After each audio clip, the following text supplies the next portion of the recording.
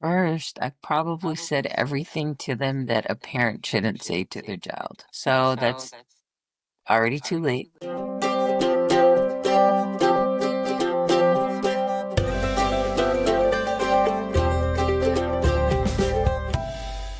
I'd like to welcome you to my podcast, Renew Motherhood. And this episode is Mom Fight for Better Family Future. For this topic, for this episode, I have got a great guest here sitting with me, Francis Fomai.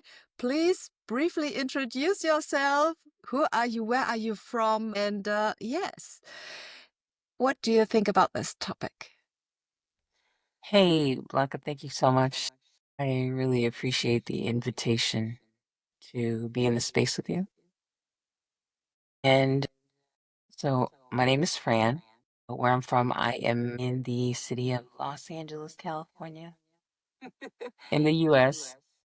And as far as the topic is concerned, I don't know what it is yet. Well, let's talk about a little about Yet to be determined. culture and family and breaking rules and how you could navigate through this. Okay. I don't want going through and navigating things with family can be a bit difficult. So, in the process of trying to figure out who I was and who my children were, it can be a bit difficult trying to figure out how to soothe and self-regulate myself while also too trying to help my family do the same thing. So, I like the topic, but then I don't like the topic. Tell us a little bit about your culture, Sure. perhaps first. Sure. So I am from a Pacific Islander background. I am Samoan, where in our culture, there is a hierarchy of parenting, and I feel like a lot of cultures have, the mother, father, and then the kids. So just like the military, there's a certain way and structure of doing things. So whenever communication occurs, there's no questioning from the kids to the parents, but the parents can always ask the questions, and the kids are left to figure out what the interpretation is of either the parents' direction or their scolding, and not really learn how to be able to express what it is that they're feeling about the topic. Yep, a little bit about my culture. Yes. Okay. How did you realize you were unknowingly suppressing your children's voices, and what changed after that realization? How did I know that I was suppressing their voices? I didn't. Okay. Yeah, I didn't know that I was suppressing their voices until one day my daughter began to talk back to me. And that shocked me. Mhm. I didn't understand how this child, who I have raised in my home, all of a sudden began to become rebellious. But it really wasn't her rebelliousness. It was really her trying to voice her opinion,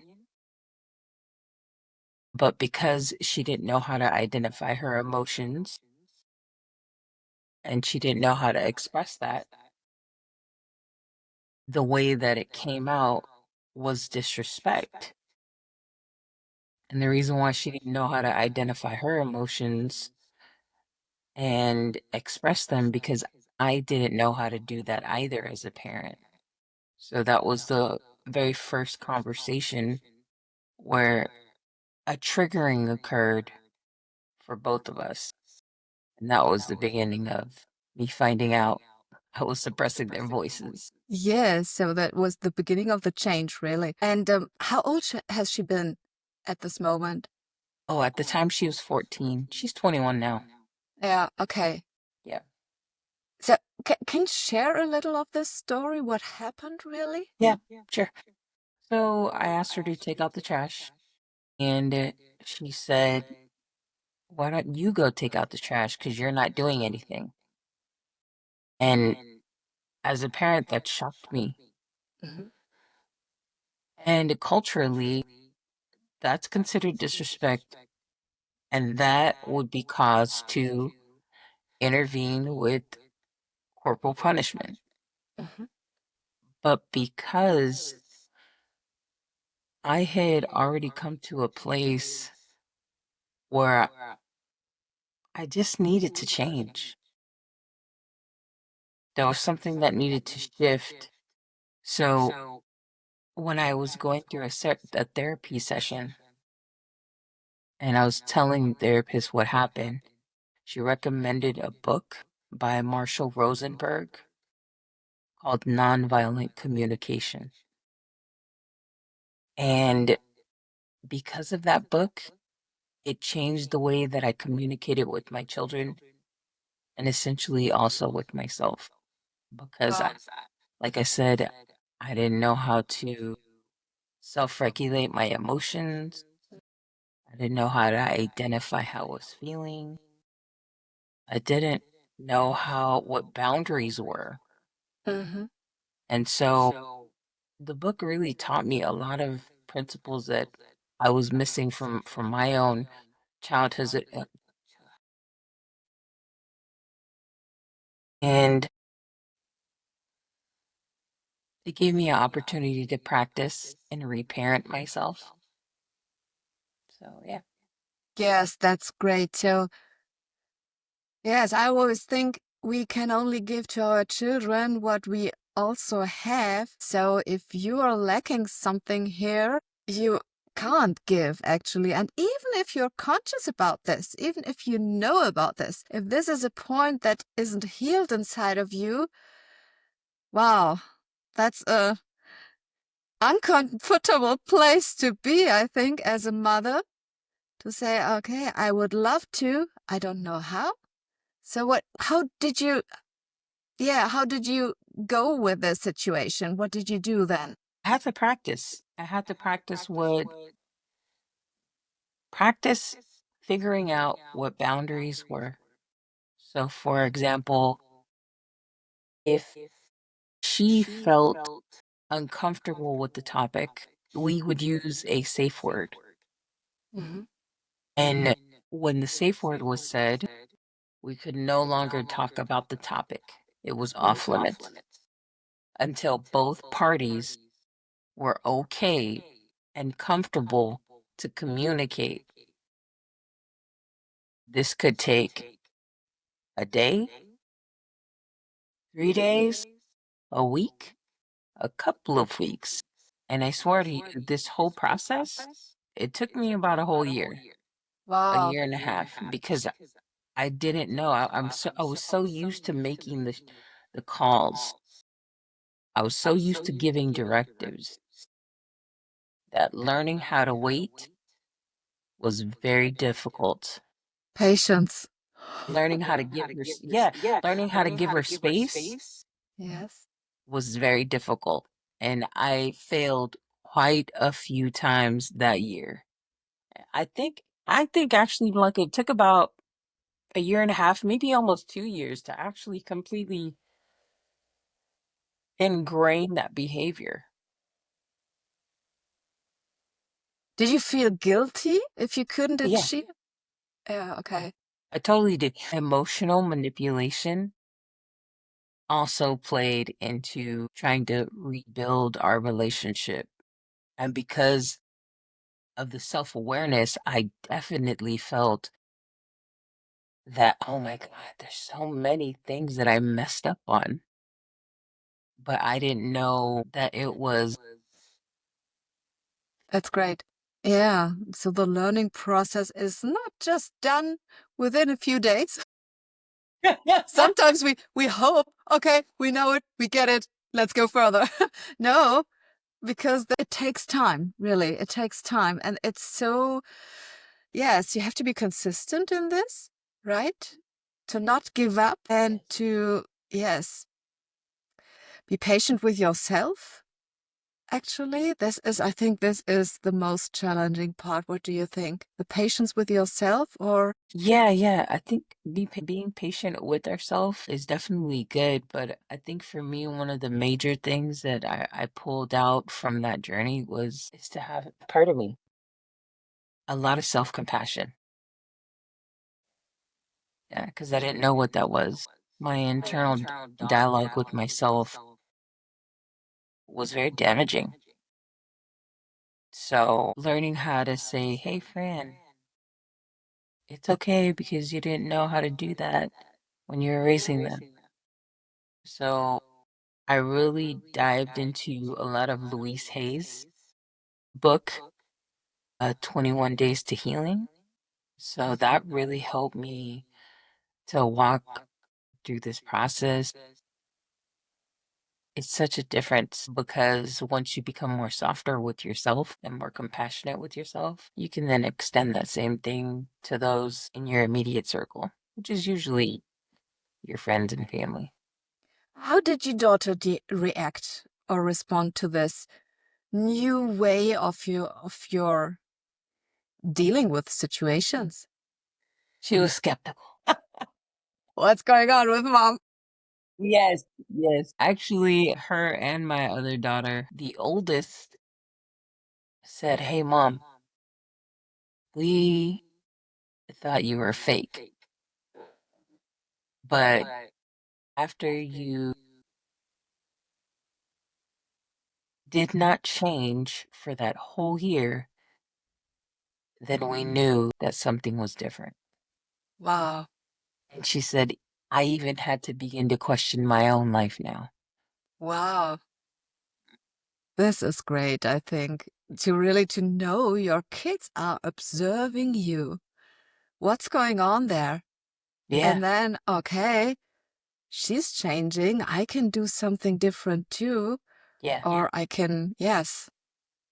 Wow, that's great. What specific cultural norms from your upbringing did you find most harmful?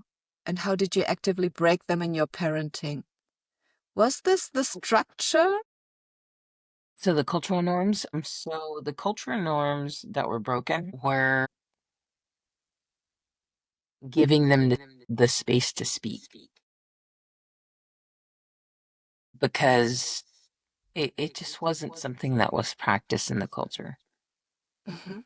So allowing them to speak, even if I didn't like what they were saying, I just wanted to offer them an opportunity to hear themselves. And then also too, for me, it really was learning how to practice allowing the differing of opinion and being okay to really sit in that space and allow their opinions to be. Because culturally, we would direct the narrative of the family. And it really didn't matter what they were doing, what they were saying.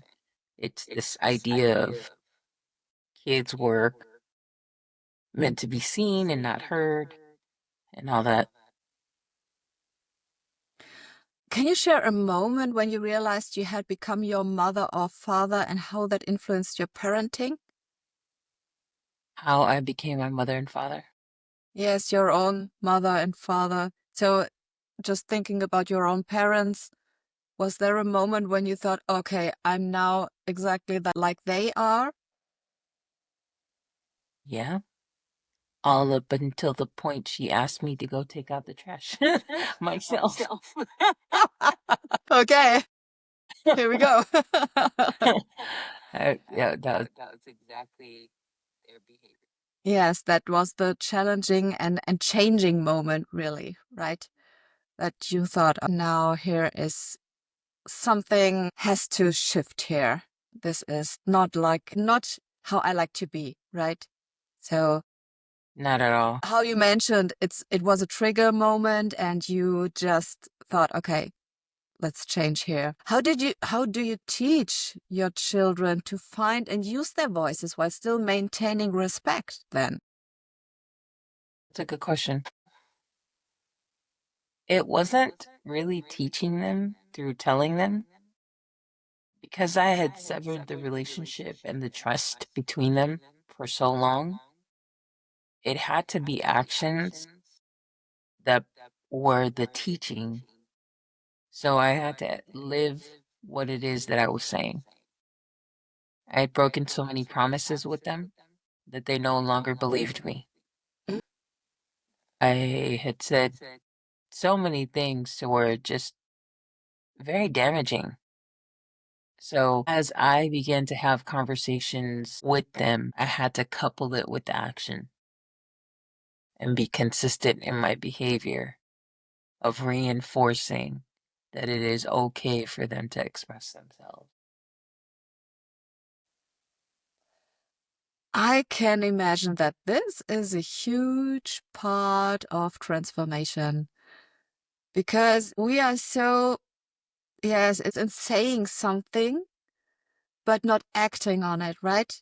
So we can imagine many things and have so many thoughts and, yes, expressing those things, but with action, with really acting on our words. I think this is really how you truly change, right?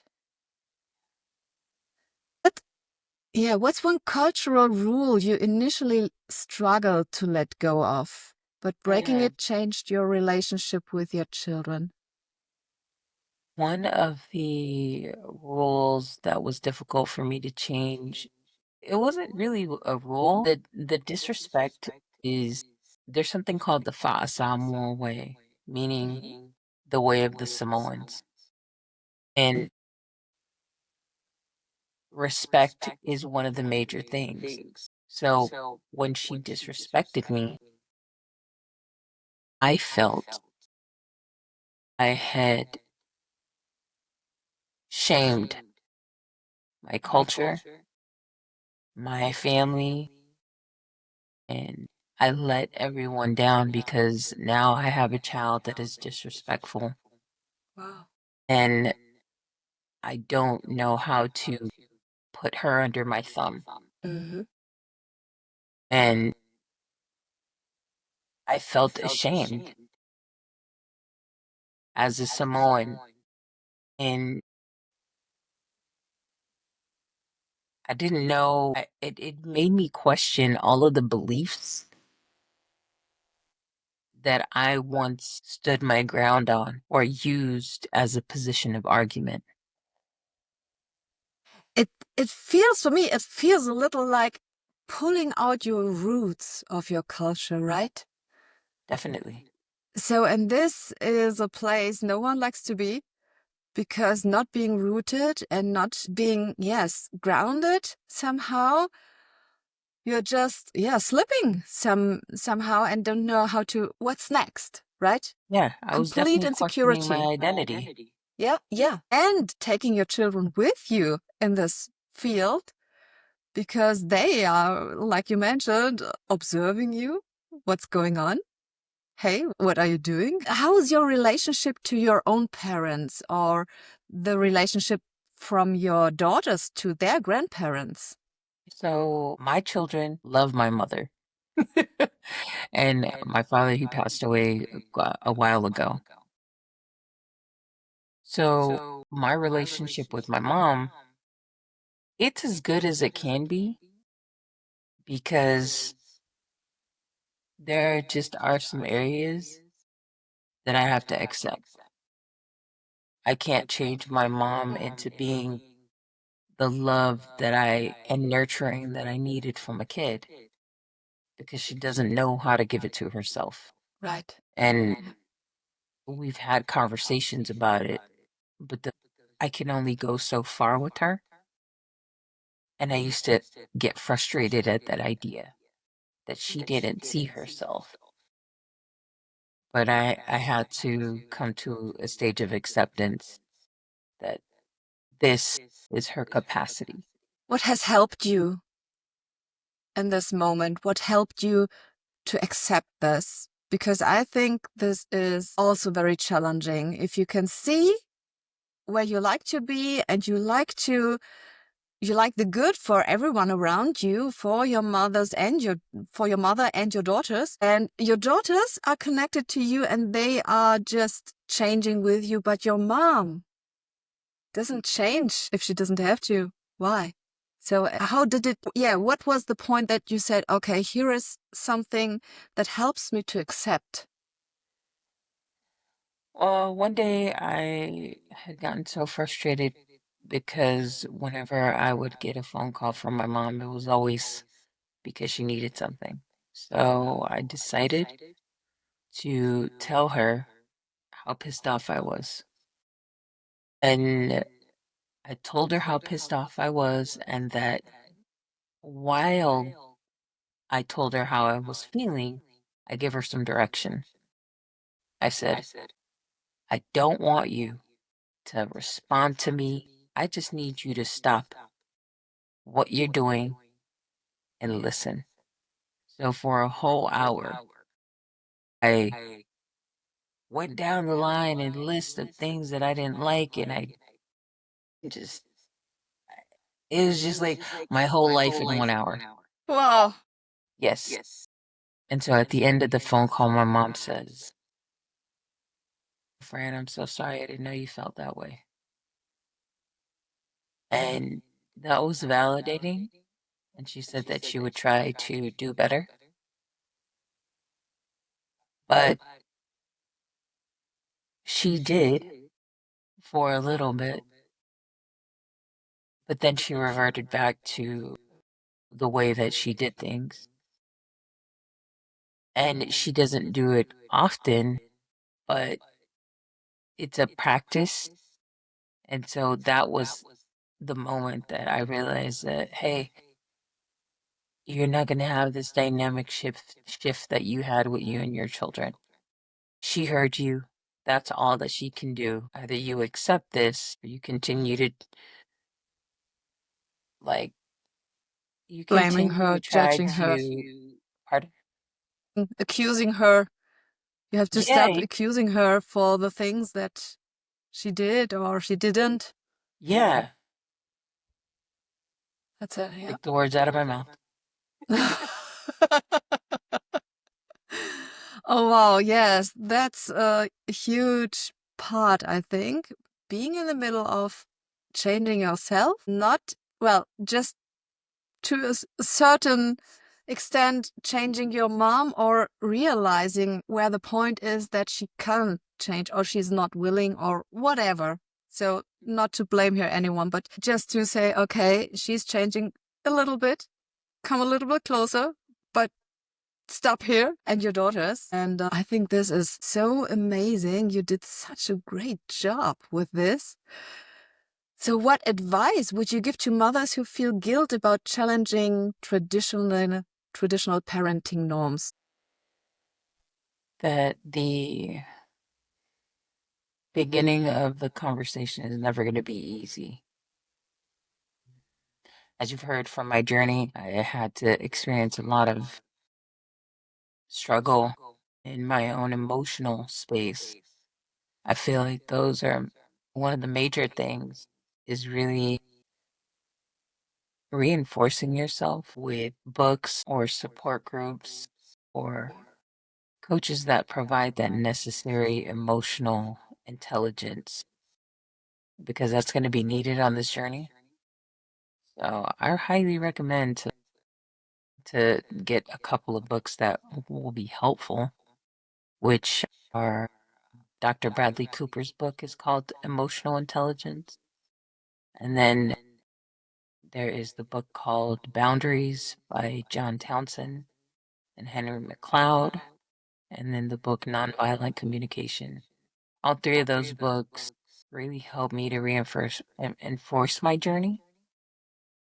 And then I mentioned earlier Louise's Hay's book, 21 Days to Healing. That would definitely be something to help with the journey. Yeah. All those books are great. It's really more applying them and being consistent in the application. So, did you So, surround yourself with people who were able to help you? Yeah, yeah. I had taken so many courses. Like there's an emotional intelligence coach that I had that didn't know how to express what I was feeling, so that was helpful. I also had therapy. I did therapy for a couple of years. That really helped me. One of the key breaking moments was when I had a conversation with a previous ex who taught me how to be vulnerable in the space of just in, just in a romantic relationship because I never did that before. So that was one of the key breaking moments because I've always kept the struggles that I was going through to myself. And being able to open up to another person was groundbreaking for me because I always felt if I told my business or my struggles to other people that I would look like I was weak. So when I shared it, I didn't realize that it was really helping me to break away from my thought processes and beliefs.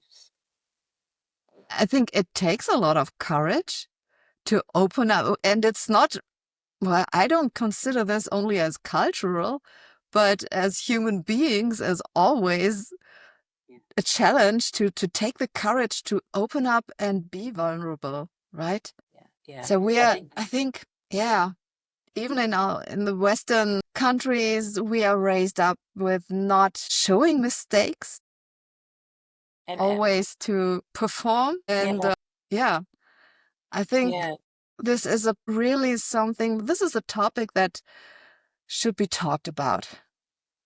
yeah. I think one of the main things for me was feeling judged. And so as I stepped away from that lens of how I was looking at life, I could be more compassionate once again, just in the different conversations that I was having, especially my own self dialogue. Mm. So if you could rewrite the parenting rule book for your culture, what would be the first chapter?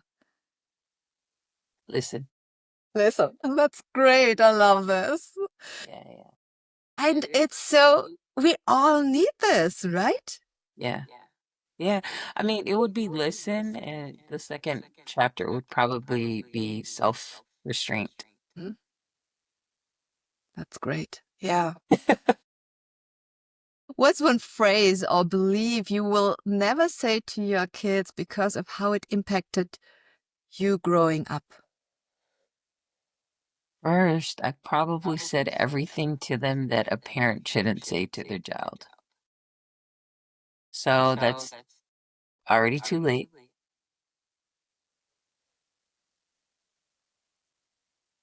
I've already failed. I've already failed at not communicating that. I think one of the things that I would not say now is that if there's something that you desire, to pursue it. And some things that I might tell you, even in advice, also question that because those also could be my limiting beliefs that I'm trying to move over to you. But because I'm still learning, I may not have identified that. So question it. Wow. I love this. I will take this for me. That's great. I think really because sometimes we are in the place and think, okay, I've grown up, I've got the experience, I know how to do this. But we forget that we are looking through lenses that are just coming from our past and not from our future. And if we are just, yes, doing what we always have done, we can't develop, right? So there is a box we're in, and we don't like to pass this box over to our children. So I think this is so valuable, so precious here that you share this. what do you offer to people if they say, wow, she's amazing, she did so well, she changed herself into a new identity, into a new person? How did you do it? I would love to get in contact, get more of her. Sure. So I have a lot of social media presence, either on LinkedIn, Instagram, Facebook, all those social media platforms. So the main one that would find me on is Linktree. Mhm. And I have a book where I talk about my full experience Mhm. called Can You Hear Me? And I also create safe spaces for people to be heard and do something called decompression sessions, where sometimes our friends and family aren't available. And even when they do provide advice, you walk away still feeling empty and not heard. So it's called, I mentioned earlier, decompression sessions. That is one of the main things that I've created for people is the book, the venting set, the decompression sessions, and then most recently, I also created a coloring book that should be out in April, Oh, great. which I use as a way of also expressing myself, but in a more artistic way. Because sometimes words aren't really enough to get out the emotions that we're feeling.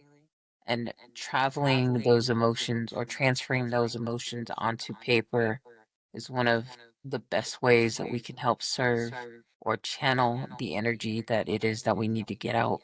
That's So great. I'm doing that coloring book and a few other things, so people can find me there. Okay, that's great. So I can place all your links in the description where people can find you then and Yes. get your book. And that's great. Thank you so much for sharing your stories and, yes, giving this value to the audience. Thank you for being my guest, friends. You're welcome, And Blanka. yes, to all the listeners, please subscribe this channel and stay tuned. Appreciate you for having me.